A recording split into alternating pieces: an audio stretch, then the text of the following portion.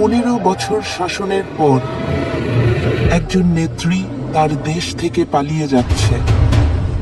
তিনি মনে করেছিলেন অসংখ্য মানুষ হত্যার পরও তিনি ক্ষমতায় টিকে থাকতে পারবেন।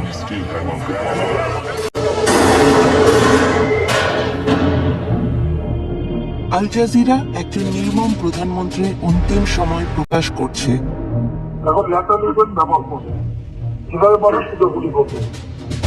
শেখ হাসিনার ক্ষমতায় থাকার লড়াইয়ের শেষ প্রহর। তিনি সেনাপ্রধানকে জিজ্ঞাসা করেছিলেন যে আপনি এই লোকজনদের গুলি করে সরাচ্ছেন না কেন? পুলিশ খুব ভালো কাজ করছে, তারা মানুষ মারছে।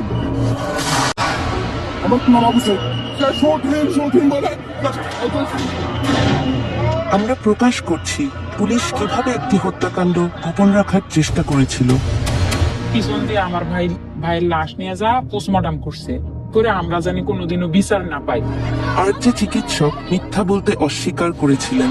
কিন্তু সাইদ হেড ইনজুরির জন্য মারা যায়নি, পুলিশের গুলিতে যেহেতু মারা গেছে। সহিংসতায় হাজার হাজার পরিবার ছিন্ন ভিন্ন হয়ে গেছে। আমি ঘৃণার বহিঃপ্রকাশ দেখছি। মানুষ আক্ষরিক অর্থেই তাদের ঘৃণা এখানে ঢেলে দিয়েছে। জুলাইয়ের 36 দিন, যে মাস শেষ হবার নয়। এই বাশার হাসিনার যে মসনদ সেটাকে একদম ভেঙে তছনছ করে দিয়ে যে তারা আর কখনো কাউকে হাসিনা হয়ে উঠতে দিবে না।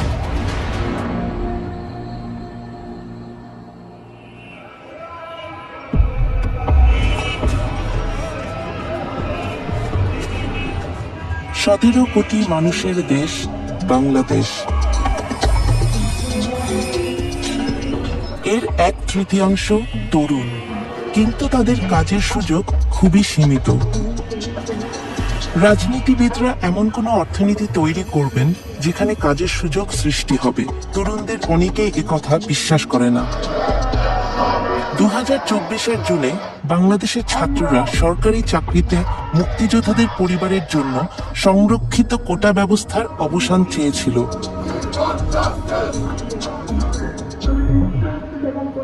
এবং এই কোটার মাধ্যমে তার যারা পছন্দের লোক তাদেরকে মূলত এক্সট্রা ফেসিলিটিস দেওয়া হয়, যার ফলে এখানে মেরিটোক্রেসির ভিত্তিতে একজন শিক্ষার্থী তার যে ন্যায্য বুঝিবার কথা ছিল সেটা সে পাচ্ছে না।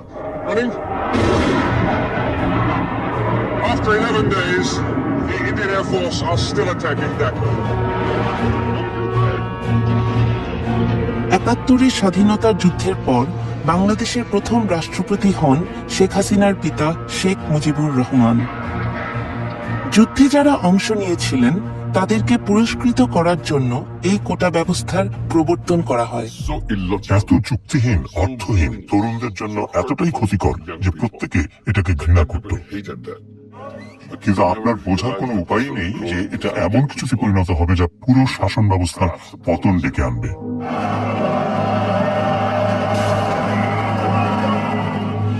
স্বাধীনতা যুদ্ধ এবং সেই যুদ্ধে তার বাবার ভূমিকা হয়ে ওঠে শেখ হাসিনার রাজনীতির মূল বয়ান। তিনি ভাবতেন এই দেশের স্বাধীনতা তার বাবা এনেছে, এই দেশ তার পৈতৃক সম্পত্তি।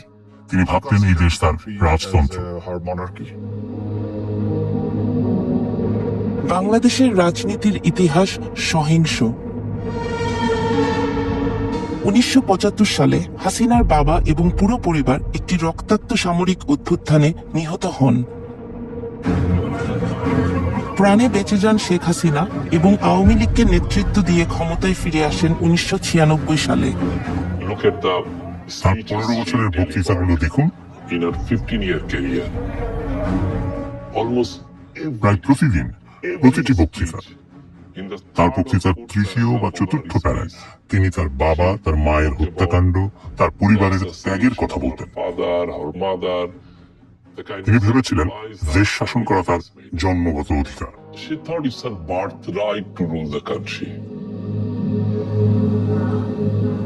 ছাত্রছাত্রীদের বিক্ষোভ যখন তীব্র আকার ধারণ করে তখন শেখ হাসিনা হয়ে ওঠেন আক্রমণাত্মক। মুক্তিযুদ্ধের বিরুদ্ধে এত ক্ষোভ কেন? তার কথা আন্দোলনরত শিক্ষার্থীদের আরো বিক্ষুব্ধ করে তোলে। মুক্তিযোদ্ধাদের নাতিপুতিরাও পাবে না, তাহলে কি রাজাকারের নাতিপুতিরা পাবে? সেটা আমার প্রশ্ন, দেশবাসীর কাছে প্রশ্ন, যে রাজাকার নাতিপুতিরা সবকিছু পাবে, মুক্তিযোদ্ধারা পাবে না। মুক্তিযুদ্ধের সময় যারা বাংলাদেশের বিরোধিতা করেছিল তাদেরকে বলা হয় রাজাকার, বিশ্বাসঘাতক।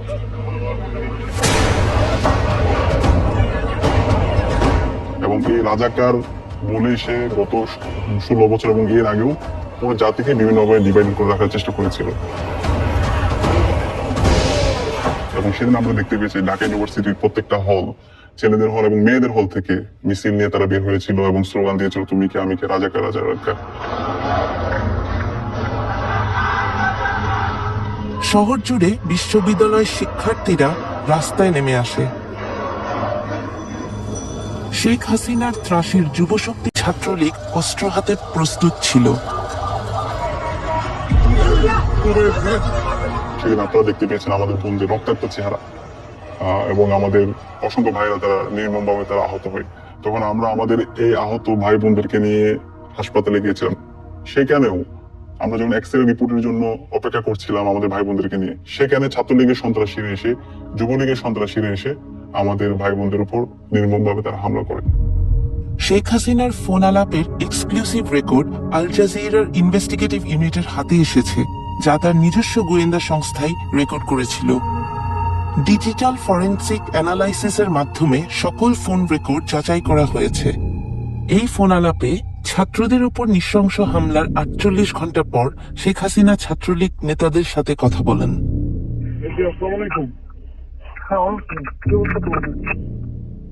আর ক্যাম্পাসের পরিস্থিতি মোটামুটি স্বাভাবিক হয়ে আসছে, ছেলেদের হল অধিকাংশই ফাঁকা হয়েছে, তবে এরপরও ভিতরে পুলিশের কাজ করতে হবে। আমাদের দলীয় সিনিয়ররা অনেকে প্যানিক হয়ে যাচ্ছিল, মানে কি করবো ডিরেকশন দিতে পারতেছিল না। এই জন্য আজকে আপনারা বারবার ফোন দিচ্ছি, আপনি কিছু মনে করেন না। আমি কেন মনে করবো, আমি কি সেদিন সবাই আছি, কালকেও তো দক্ষিণে বলে দিচ্ছি যে হ্যাঁ যাওয়ার দরকার। আমি তো বলি আমাদের তারা ঘাবড়ে যায়। আমাদের নেতা কর্মীরা মাঠে ছিল, আপনার নির্দেশনা পাইয়েই সবাই নেমে গেছে। শেখ হাসিনার সিনিয়র এক গোয়েন্দা কর্মকর্তাকে আল জাজিরা খুঁজে বের করেছে। নিরাপত্তার জন্য সেই কর্মকর্তার কণ্ঠস্বরকে বদলে দেওয়া হয়েছে। তারা বিশ্ববিদ্যালয় এলাকায় শিক্ষার্থীদের মারধর করেছিল। তাদের অনেককে হাসপাতালে যেতে হয়েছে, যাদের মধ্যে ছাত্রী এবং নারীরা ছিলেন।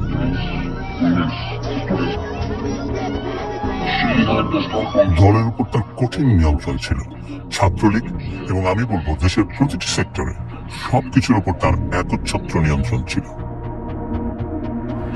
পর্যদস্ত প্রধানমন্ত্রী বিশ্বাস করতেন এই বিক্ষোভের পেছনে বিএনপি এবং জামাতে ইসলামীর হাত রয়েছে।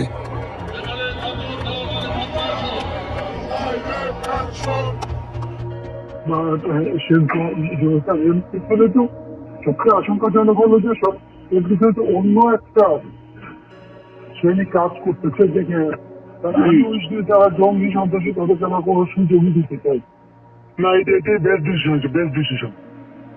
হয়তো আমি তো জানি, আমরা তো অন্তর্ভুক্ত সংগ্রাম করেই পড়তে আসছি। নিজের গোয়েন্দা কর্মকর্তাদের তিনি বিশ্বাস করতেন না। আমি বললাম, স্যার, এই যে রাস্তায় আপনার বিরুদ্ধে লোকজন দেখছেন, এরা সাধারণ মানুষ। এদের অনেকেই কোনোদিন রাজনীতি করেনি। এরা সাধারণ মানুষ, এরা সাধারণ শিক্ষার্থী।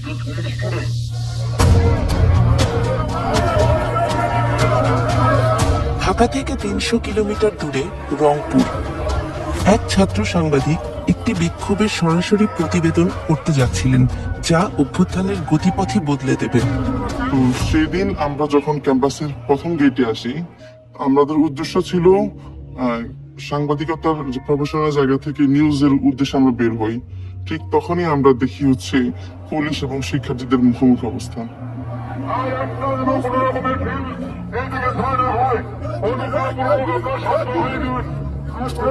পুরো ঘটনা যখন আমি নিজে ভাবি, পুরো ঘটনাটা আমার কাছে মনে হচ্ছে ওরা অবশ্যই টার্গেট ছিল শুরু থেকেই।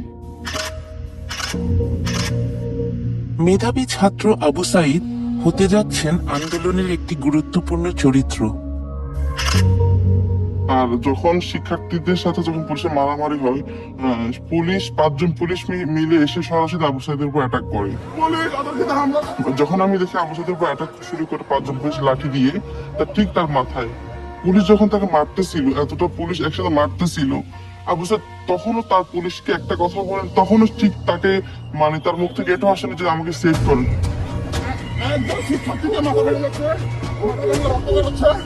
আমার নাম কি? আমার নাম আবু সাইদ, আমি ইংলিশ ডিপার্টমেন্ট চলতেছি। শিক্ষার্থী পুলিশ অতর্কিত হামলা করে তার মাথা ফাটিয়ে দিয়েছে। সে বলে ছাত্র সাংবাদিক ভিডিও গ্রহণ করছিলেন এবং বর্ণনা করছিলেন কি ঘটছে। যখন শিক্ষার্থীরা 1 নম্বর গেটে চলে আসে, সেই মুহূর্তে পুলিশ শিক্ষার্থীদের বাধার মুখে পড়ে ক্যাম্পাসের ভেতরে চলে যায়। গুলি করতে প্রিপারেশন নিচ্ছিল, তার পাশে যিনি ইনস্ট্রাকশন দিচ্ছিল উনি যখন এটা বুঝতে পারে, তখন উনি গুলি করার জন্য ওনাকে নিষেধ করে।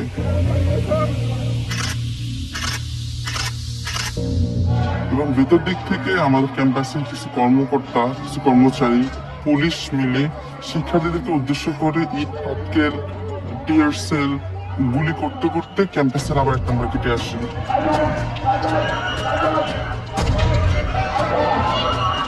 সেই মুহূর্তে যখন শিক্ষার্থীরা চলে যাচ্ছিল পুলিশের বাধার মুখে পড়ে, অবশ্যই তাদেরকে ক্যাম্পাসের 1 নম্বর গেটে অবস্থান নেওয়ার জন্য, ইন্সপায়ার করার জন্য সে শুট মি বলে নিজের বুকটাকে ঠিক তখন পেতে দেয়। প্রথম গুলিটা লাগে তার পেটে। যখন সে তার পেটে লাগে, সে বুঝতে পারে তার পেটে কিছুটা লাগছে। ঠিক সেই মুহূর্তে একজন পুলিশ ঠিক তার খুব কাছে এসে ঠিক তার বুক বরাবর গুলি করে।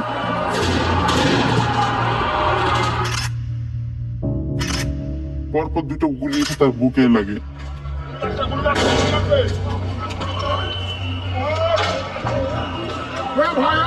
বারবাজারের শিক্ষার্থী গুলিবিদ্ধ হয়ে লুটিয়ে পড়েছে। ওকে ধরার জন্য কেউ আসছে না। সাধারণ শিক্ষার্থীরা দ্রুত এগিয়ে আসেন।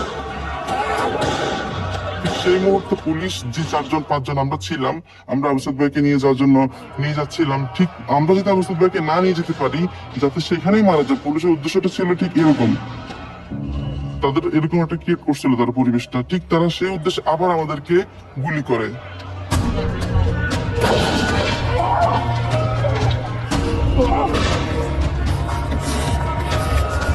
আমার গায়ে গুলি পড়েছে, আমার গায়ে গুলি পড়েছে।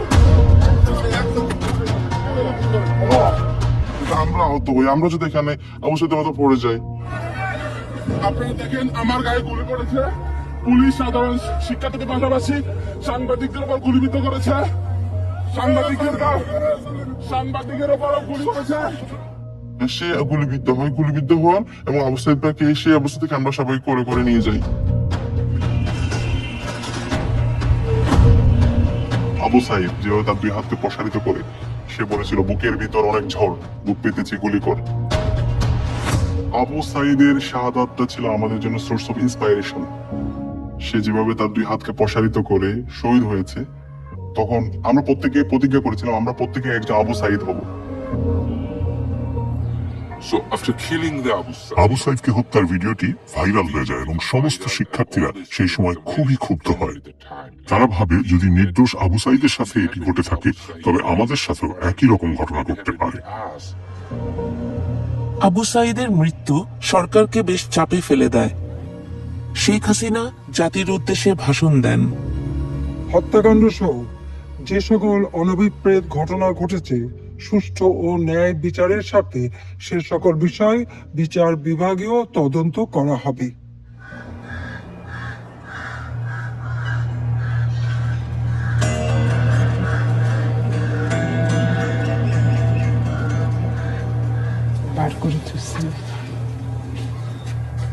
আবু সাইদের পরিবার গণভবনে এসেছেন, যা প্রধানমন্ত্রীর বাসস্থান।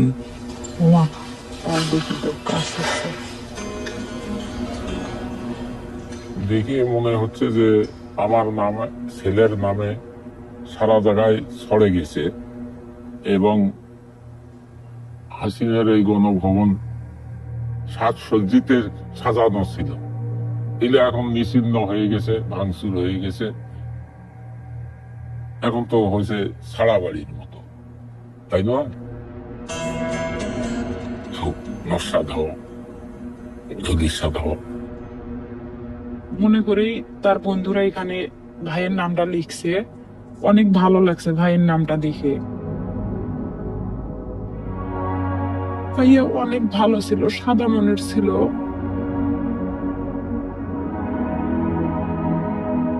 পিছন দিয়ে আমার ভাইয়ের লাশ নিয়ে যা পোস্টমর্টম করছে।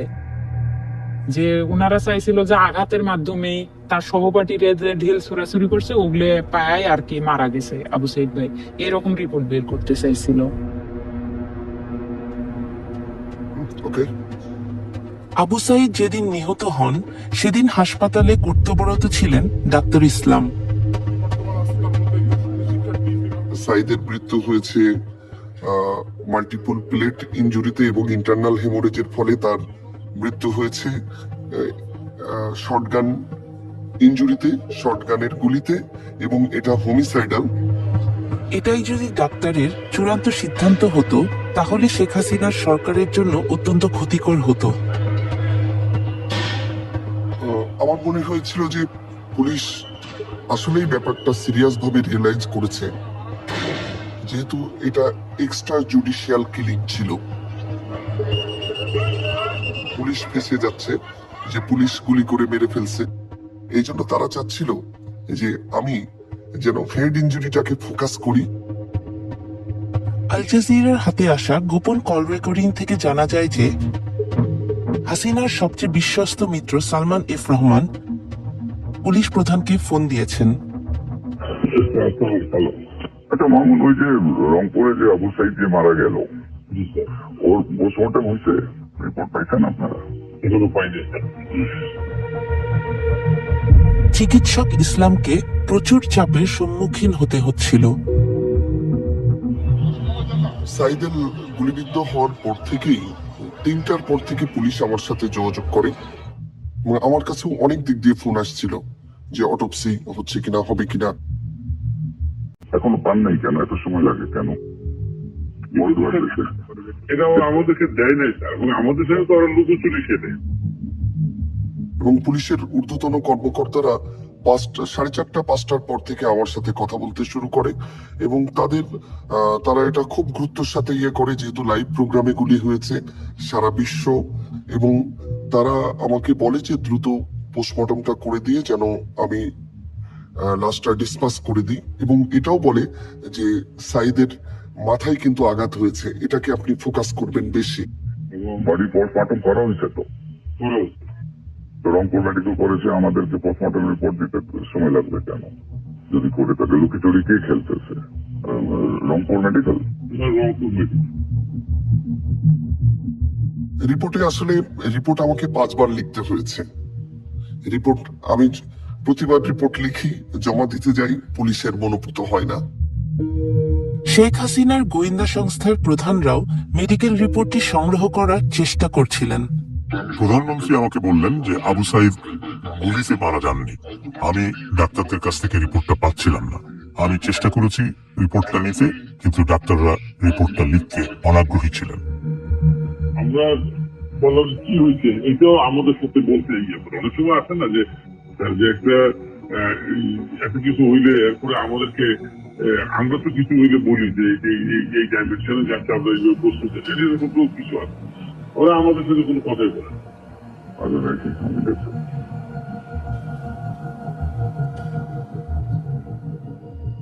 এটা ফোন কলটা আমি আজকেই প্রথম আপনাদের মাধ্যমে জানতে পারলাম, কিন্তু আমার যেটা মনে হয়েছে যে এটা সরকারের সর্বোচ্চ মহল থেকেই আবু সাইদের রিপোর্টকে মানে টেম্পারিং করার সর্বোচ্চ চেষ্টা করা হয়েছে। মানে আমাকে আসলে অফার করা হয়েছিল যে তোমার 2 সপ্তাহ ছুটি দিয়ে দিচ্ছি, তুমি আমাদের মনোমতো রিপোর্টটা দাও, থাইল্যান্ডে ট্যুর করো, ফ্যামিলি নিয়ে কক্সবাজারে 7 দিন থেকে আসো, কিন্তু আমি সবগুলোই রিফিউজ করছি। হাসিনার ঘনিষ্ঠরা ফোনে নিজেদের মধ্যে কি কথা বলছে এটা গোপনে রেকর্ড করতেন major general Ziaul Ahsan.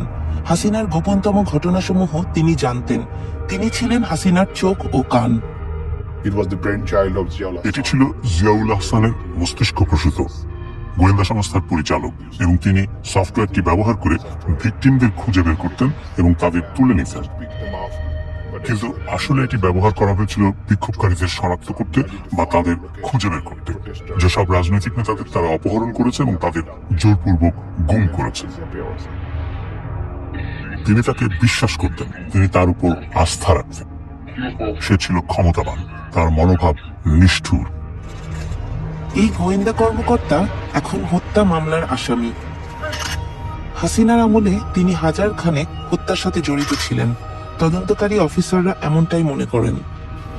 We have already got information. ইতিমধ্যেই আমরা তথ্য পেয়েছি, যারা গুমের শিকার হয়েছিলেন সে নিজেই তাদেরকে হত্যা করেছে। Victim of enforced disappearance by using a সে তার দলবল ব্যবহার করে তাদের আটক কেন্দ্র থেকে অন্য কোথাও নিয়ে গিয়ে হত্যা করেছে, এবং অনেক সময় মৃতদেহগুলো সিমেন্টের বস্তা দিয়ে বেঁধে নদীতে ফেলে দেওয়া হয়েছে। sandbags. হাসিনা 50টিরও বেশি মোবাইল ফোন ব্যবহার করতেন, তবুও তার কথা রেকর্ড হতো। In some কিছু ক্ষেত্রে অন্য পক্ষ বলছিল যে আমাদের টেলিফোনে এই বিষয়ে আলোচনা করা উচিত নয়, আর উত্তর দিচ্ছিলেন প্রধানমন্ত্রী, হ্যাঁ আমি জানি, আমি জানি এটা রেকর্ড করা হচ্ছে, কোনো সমস্যা নেই। it is the irony of the এটা ভাগ্যের পরিহাস, তিনি অন্যদের জন্য খুব গভীর খাদ খনন করেছেন, সেই খাদে এখন তিনিই now he's পড়েছেন। in the ditch.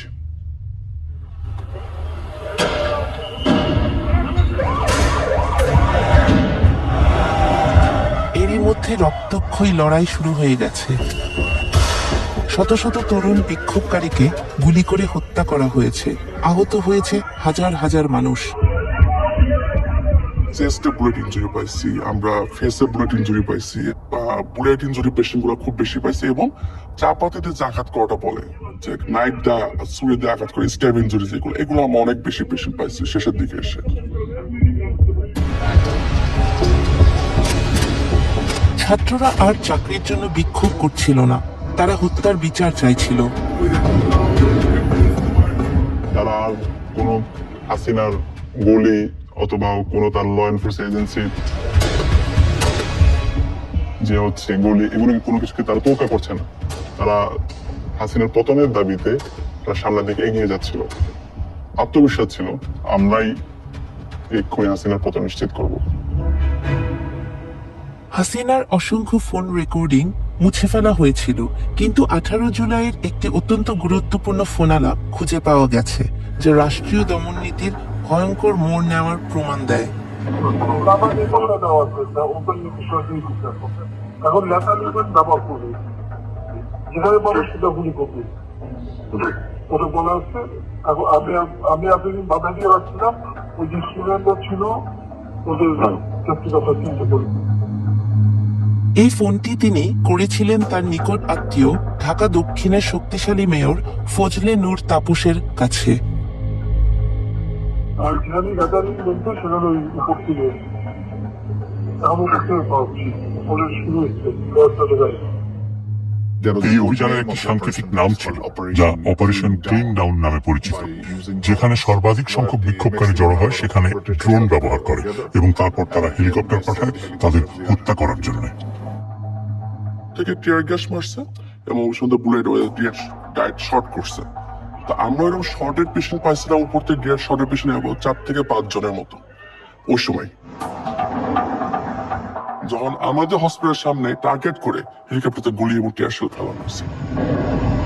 তার গোয়েন্দা সংস্থা যখন আড়ি পেতে শুনছিল, প্রধানমন্ত্রী তখন আরো সব পরিকল্পনা প্রকাশ করে ফেলেন। সেনামন্ত্রীর সাথে কথা বলছি, ওরা রেডি থাকে, ঠিক আছে, এখন তোমরা অন্য ওই জওয়ানদের ছবি নিচ্ছি, ছবি দেখে পাতাও করা যায় না রাতের মধ্যে, সবগুলোকে অ্যারেস্ট করতে বলছিলাম। পাতাও করবেন না, ওটা বলা হয়নি, ওটা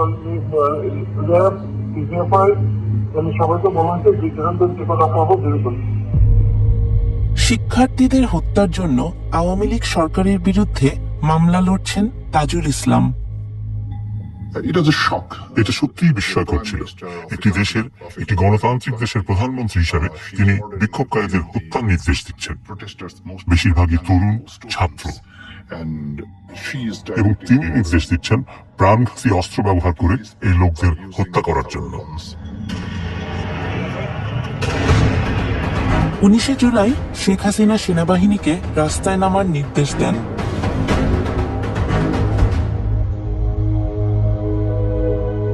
সে ছিল খুব লম্বা এবং সুদর্শন। যখন সে তার বন্ধুদের সাথে থাকতো তখন তাকে সবসময় মনে হতো সে যেন নিজেই একটা মিনার। এসব নৃশংসতা 19 বছর বয়সী মাহমুদুরকে দারুণভাবে প্রভাবিত করে।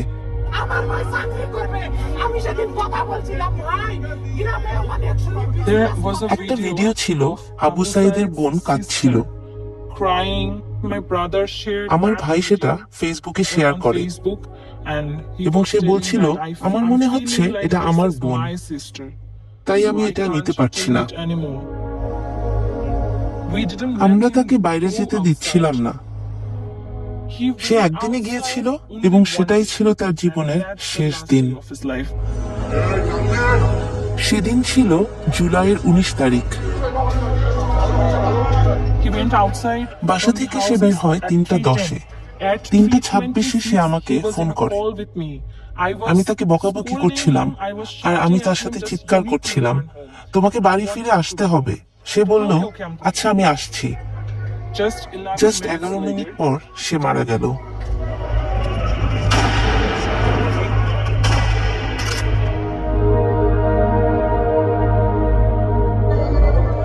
মাহমুদুরের মরদেহ নিকটস্থ হাসপাতালে নেওয়া হয়।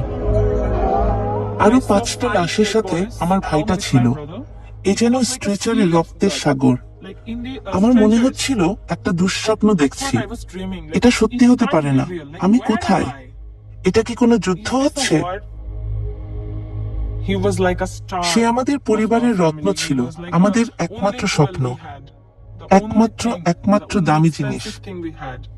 আসলে সে আমাদের পরিবারের ভবিষ্যৎ ছিল। বিক্ষোভ যখন তীব্র আকার ধারণ করছিল, শেখ হাসিনা দেশের ব্যবসায়ী ও শীর্ষ রাজনীতিবিদদের সাথে দেখা করেন। তিনি ছিলেন একরোখা। ডিজিটাল বাংলাদেশ তো আমারই করে দেওয়া।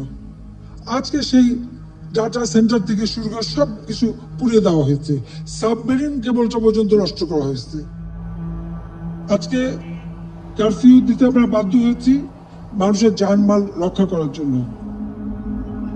ইন্টারনেট সংযোগ বিচ্ছিন্ন হবার কারণে তিনি বিক্ষোভকারীদের দোষারোপ করেছিলেন। হঠাৎ করে ইন্টারনেট ব্ল্যাক আউট, এর আগে আমরা সহজেই অনলাইন ইন্টারনেটের মাধ্যমে সবার সাথে যোগাযোগ করতে পারছিলাম। এই মুহূর্তের মধ্যে আমরা একটা অফলাইন নেটওয়ার্ক তৈরি করেছিলাম। আমরা কিছু এক্সট্রা ডিভাইস কিনে রেখেছিলাম এবং কিছু এক্সট্রা সিম, এবং আমরা যখন মিছিল করছিলাম সেই সময় হেলিকপ্টার থেকে হাসিনা এবং তার যে ল এনফোর্সমেন্ট এজেন্সি তারা আমাদের উপর গুলি করছিল। তো এই সময়ে একই সাথে মাটির আন্দোলন সমন্বয় করা এবং পরবর্তী দিনের কর্মসূচি প্রণয়ন করা, সেটা ছিল আমাদের সবচেয়ে গুরুত্বপূর্ণ কাজ। কিন্তু ছাত্রলীগ নেতাদের সাথে তার এক ধারণ করা ফোন আলাপে সাবেক প্রধানমন্ত্রী এক ভিন্ন চিত্র তুলে ধরেন। বিটিআরসি বন্ধ করছে, ইন্টারনেট বন্ধ, বিসি সাইকেল ঠিক হবে, তোমরা বলো আন্দোলন এটা শেষ ঠিক হতে অনেক সময় লাগবে। আল জাজিরা একটি গোপন সরকারি নথি পেয়েছে যা প্রকাশ করে কে বাংলাদেশকে ইন্টারনেট থেকে বিচ্ছিন্ন করেছে। জুলাইয়ের 15 তারিখে বাংলাদেশের টেলিযোগাযোগ কর্তৃপক্ষ ঢাকার বিভিন্ন বিশ্ববিদ্যালয় এলাকায় ইন্টারনেট সংযোগ বন্ধ করে দেয়। পরের দিন পর্যন্ত তারা 59টি বিশ্ববিদ্যালয় ওয়েব অ্যাক্সেস, ব্লগ এবং 2 শতাধিক সাইটে প্রবেশ বন্ধ করে দেয়। 18 জুলাই থেকে শেখ হাসিনার গোপন পর্যবেক্ষণ ইউনিট এনটিএমসি সমগ্র ওয়েব অ্যাক্সেসের উপর নিয়ন্ত্রণ নিয়ে ফেলে। পরে কয়েক সপ্তাহ ধরে তারা একের পর এক সোশ্যাল মিডিয়া সাইট বন্ধ করে দেয়। কিন্তু সহিংসতার ভিডিও তখনও বাইরের বিশ্বে পৌঁছাতে পারছিল। শেখ হাসিনার একটি পরিকল্পনা ছিল। শেখ হাসিনা ঢাকা উত্তর সিটি কর্পোরেশনের মেয়র আতিকুল ইসলামের সাথে কথা বলছিলেন। তিনি এমন প্রচারণা চাইছিলেন যাতে বোঝানো যায় সহিংসতার আসল ভুক্তভোগী হলো তার সমর্থকরাই। তাহলে আমি আপনার কাছে আমি ইয়া করবেন আপা, আমি সব পাড়ায় দিতে পারবো। আমাদের সি-4 হোল ওয়ার্ল্ডের মেয়রদের ফোরাম সাদেক খানের নেতৃত্বে, ওরাও বোঝাতে কি করতে পারি বলো। আমি সাদেক খান আমার সাথে ক্লোজ ফ্রেন্ড, লন্ডনের মেয়র। কথা বলো, ওর সাথে কথা বলবো। এইসবই সবকে আমার ওখানে পাঠানো আছে, মানে সব অ্যাম্বাসাডারদের কাছে মোটামুটি দেওয়া আছে। না, এটা ভালো বলছে না তো, আমাদের গ্রুপে আছে আপা, আপনি তো পাঠাচ্ছেন, আমি মেয়রদের কাছে পাঠিয়ে দিলেন না। কিন্তু দৈনিক ছাত্র হত্যার তথ্যসমূহ কিছুতেই ধামাচাপা দেয়া যায়নি। ওই সময় আমরা অনেক ইনজোর্ড পেশেন্ট পাইছি, অনেক খুব গ্রিভিয়াসলি হার্ট পেশেন্ট যেগুলো হয়েছে তার সেসব পেশেন্টগুলো আমরা পাইছি ওই সময়, এবং তাদের অবস্থা মানে খুবই খারাপ। আমরা ওই সময় খারাপ ছিল, এবং ওই সময় পেশেন্টগুলার আমরা বেশিরভাগই পাইছিলাম বুলেট ইনজুরি, এবং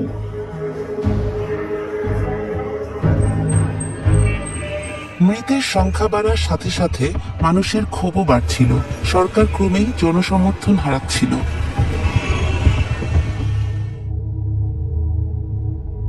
কয়েকদিন পরে হাসিনা এই গণভবনে নিয়ে আসলো বাধ্য করে,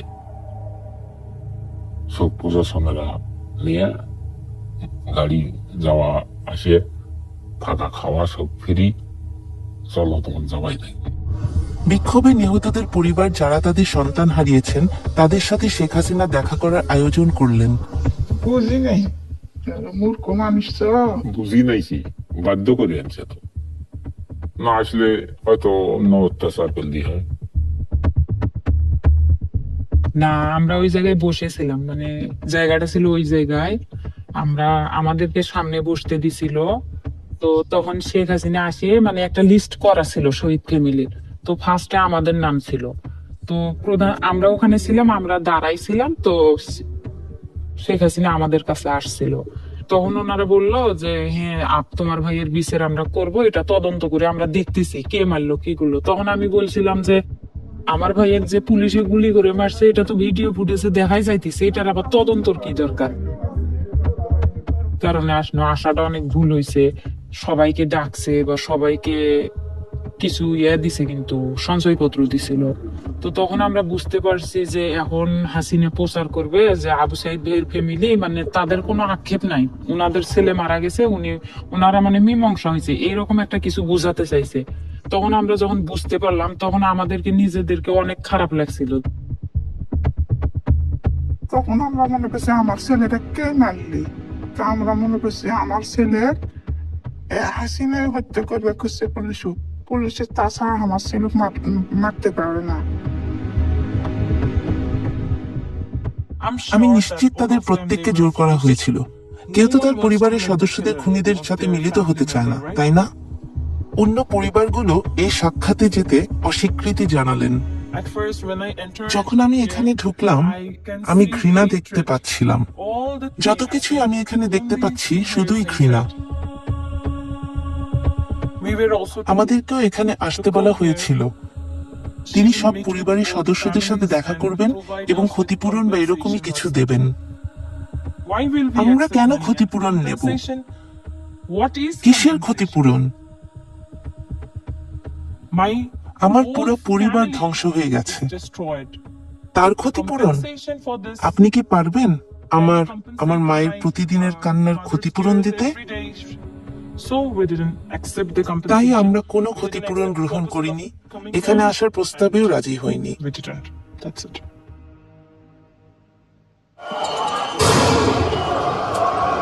হাসিনার বাসস্থানের বাইরে সহিংসতা ধীরে ধীরে নিয়ন্ত্রণের বাইরে চলে যাচ্ছিল। সে শিকারের মেজাজে ছিল, আর তার চোখ যেন শিকার খুঁজছে। আর সে কিছু বন্য প্রাণী মারতে চায়, কিন্তু সে আসলে নিজের দেশের মানুষদের মারছিল।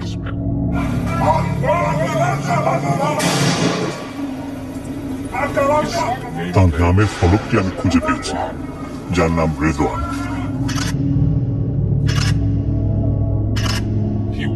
সে ছিল স্পেশাল সিকিউরিটি ফোর্সের সদস্য। সে শেখ হাসিনার জন্য কাজ করত। সে কিভাবে গুলি করতে পারে নিজের দেশের লোককে? তার কাছে AK রাইফেল ছিল এবং সে ছাত্রদের লক্ষ্য করে গুলি চালাচ্ছে। আমি তাকে জিজ্ঞাসা করেছিলাম, এটা কি ধরনের রাইফেল? এটা কি অ্যাসল্ট রাইফেল? এটা কি প্রাণঘাতী? তিনি হ্যাঁ বলেছিলেন। তদন্ত সংস্থা তার সাক্ষাৎকার নিয়েছে, জিজ্ঞাসাবাদ করেছে এবং সে বলে, আমি কিছু লোকের সাথে কথা বলেছি। সে সরকারের উচ্চপদস্থ কর্মকর্তাদের কাছ থেকে নির্দেশনা নিচ্ছিল।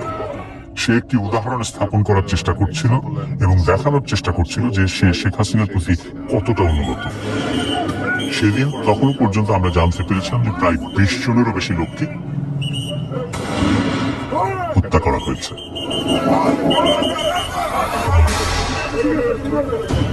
এখন শেখ হাসিনার সেনাবাহিনীর ভেতরেও একটি ঝড় দানা বাঁধছিল।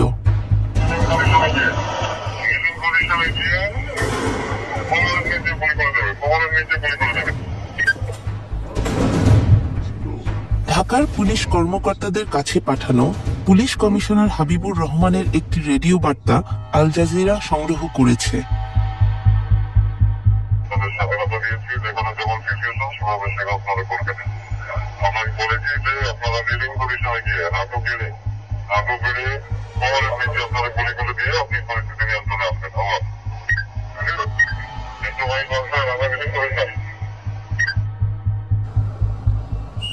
সেনা কর্মকর্তারা ক্রমশ উদ্বিগ্ন হয়ে উঠছিলেন।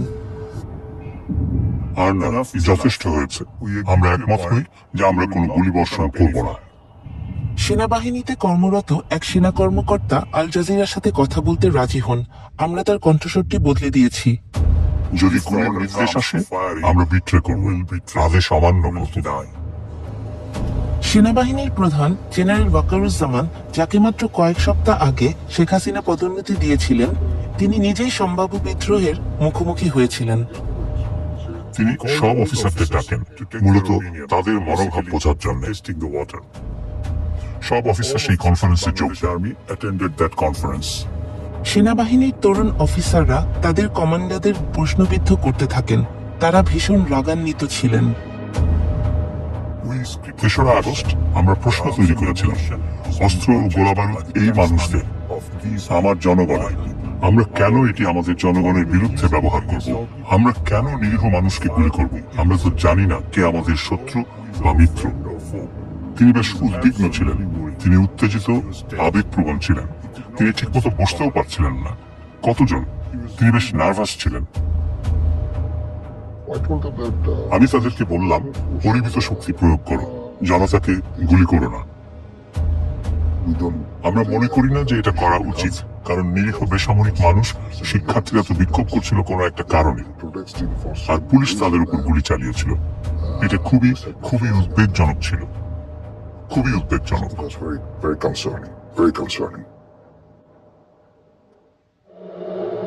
গোপন ফোন রেকর্ড আরো সাক্ষ্য দেয়, শেখ হাসিনার একটি চেইন অফ কমান্ড ছিল। এবারে কোনো কথা হয়, এবার একবার শুরুতে দিবা বলে দেবো, দেওয়া দিলে একটু বলি একটু বলতে বলতে থাকবে। হাসিনার ব্যক্তিগত সামরিক সচিব কর্নেল রাজীবকে একটি ফাঁদ পাতার নির্দেশ দেয়া হয়।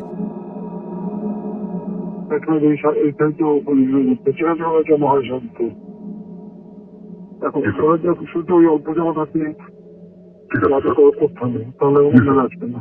ঠিক আছে স্যার। 3 তারিখে তিনি আবারও পদত্যাগের কথা বললেন। মানুষ মরছে, মানুষ খুন হচ্ছে। তিনি জানতেন যে তাকে ক্ষমতায় থাকতেই হবে, যাই হোক না কেন। তাই 4র্থ দিনটিও ছিল খুবই নৃশংস একটি দিন। এদিকে তারা চেষ্টা করছিল মিছিল নিয়ে গণভবনে যেতে, কিন্তু মিছিলকারীরা আগাতে পারছিল না, কেননা পুলিশ সমানে গুলি করে হত্যাযজ্ঞ চালাচ্ছিল।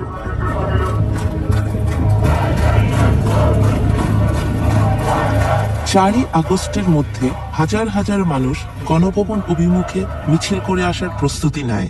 হাসিনা তার নিরাপত্তা প্রধানদের সাথে সর্বশেষ বৈঠকটি করেন। তিনি সেনাবাহিনী প্রধানকে বলছিলেন, কেন আপনি গুলি করে সব মানুষকে সরিয়ে দিচ্ছেন না? পুলিশ খুব ভালো কাজ করছে, তারা মানুষদের হত্যা করছে। আপনার উচিত হত্যা করে হলেও আমাকে ক্ষমতায় রাখার চেষ্টা করা। অবশেষে সেনাপ্রধান, নৌবাহিনী প্রধান এবং বিমান বাহিনী প্রধান ও অন্যান্য ঊর্ধ্বতন কর্মকর্তারা অস্বীকার করলেন যে তারা এটা করতে পারবেন না, কারণ সেখানে হাজার হাজার মানুষ আছে। আমরা আমাদের নিজেদের লোকজনকে মারতে পারি না, এবং তারপরেও তিনি পদত্যাগে রাজি হচ্ছিলেন না।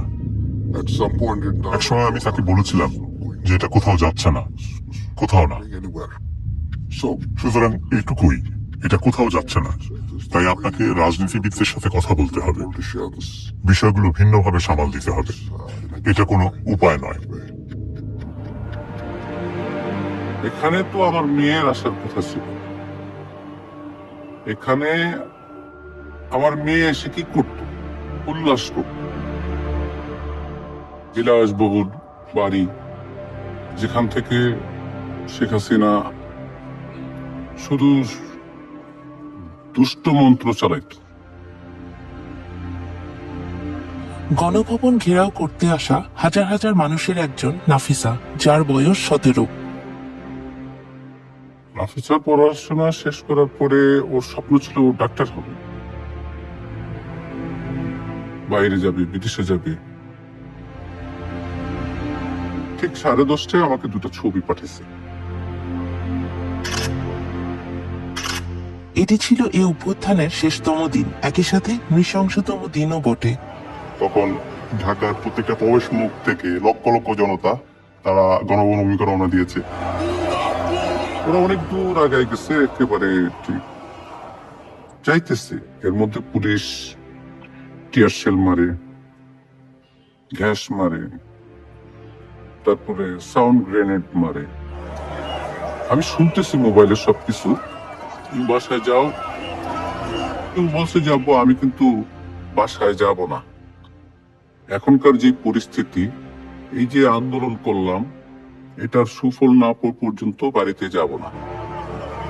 দেশের সবচেয়ে ক্ষমতাধর রাজনীতিবিদের 15 বছরের শাসনের নিষ্পত্তি কয়েক মিনিটের মধ্যে ঘটতে যাচ্ছে।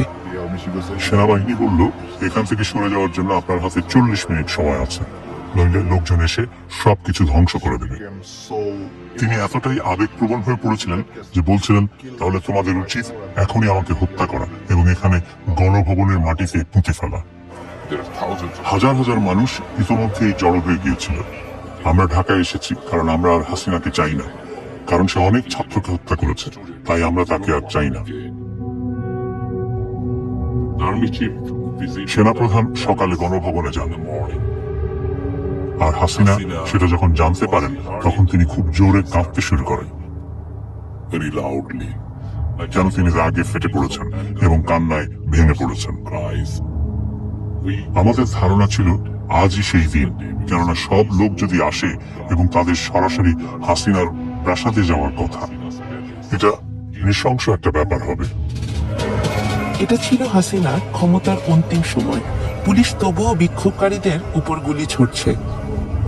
ঠিক 20 মিনিট পরে আমাকে ফোন দিল, তখন বাজে 12:40। বলতেছে আমি গণভবনের দিকে যাচ্ছি, যদি বিজয় আসে আলহামদুলিল্লাহ, আর যদি না আসে তাহলে তো জানবেই। তিনি ভাবলেন বিপুল সংখ্যক মানুষকে হত্যা করে তিনি ক্ষমতায় টিকে যেতে পারেন। ঠিক আছে, তাদের এখানে আসতে দেন, কিন্তু তার বিশেষ নিরাপত্তা বাহিনী যারা প্রাসাদের পাহারা দেয়, যারা নিরাপত্তা দেয়, তারা বলল যে আমরা পারবো না, জনসমুদ্র নিয়ন্ত্রণ করার কোনো উপায় নেই, আমরা এত মানুষকে হত্যা করতে পারি না। 15 মিনিট আবার পর ফোন দিল আমাকে, যাবো তুমি টিভি দেখো। Breaking news story: Bangladesh Prime Minister Sheikh Hasina has resigned. জনতার বিপুল স্রোত যখন গণভবনমুখী, তখন শেখ হাসিনা শহর ছেড়ে পালিয়ে গেলেন। আমি যাকে তখন তাকে ফোন করি, তো ওই পার থেকে একটা ছেলে মোবাইলটা রিসিভ করে, বলতো সেই মোবাইলটা যার, সেই মেয়েটা গুলিবিদ্ধ হয়েছে। কিছুই নিতে পারি না, শুধু মোবাইলটা হাতে আমি দৌড়তেছি। নৌকা পার হওয়ার মাঝামাঝি যাওয়ার পরে আমার মেয়ে মোবাইল লক খুলে মাস্ক সরাইয়া আমাকে ফোন দিছে, আব্বু আমি মনে হয় বাঁচবো না, আমার লাশটা তুমি নিয়ে যাও, আমি মরে যাব। এই কথাটা যখন বলছে,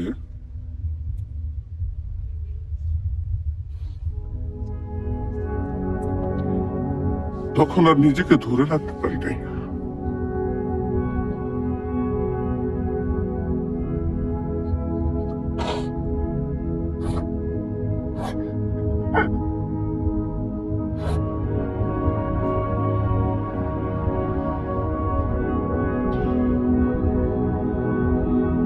তো দৌড়াইতে দৌড়াইতে যাইতেছি,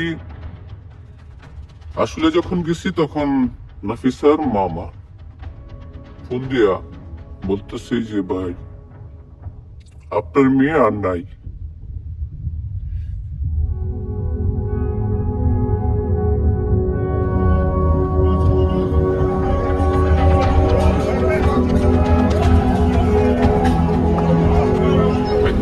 আমি আমার জীবনে এমন পরিস্থিতি কখনো দেখিনি। হাজার হাজার মানুষ প্রধানমন্ত্রী যেখানে থাকতেন সেখানে প্রবেশ করেছিল।